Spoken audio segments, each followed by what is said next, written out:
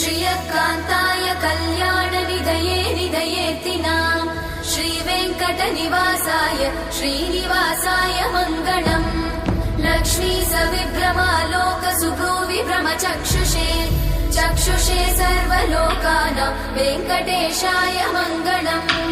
श्रीवेङ्कटाद्रिशृङ्गाग्रमङ्गलाभरणाङ्ग्रये मङ्गलानां निवासाय श्रीनिवासाय मङ्गलम् सर्वावयव सौन्दर्य सम्पदा सर्वचेतसां सदा सम्मोहनायास्तु वेङ्कटेशाय मङ्गलम् नित्याय निरवध्याय सत्यानन्दचिदात्मने सर्वान्तरात्मने श्रीमद् वेङ्कटेशाय मङ्गलम् स्वतः सर्वविदे सर्वशक्तये सर्वशेषिने सुलभाय सुशीलाय वेङ्कटेशाय मङ्गलम्।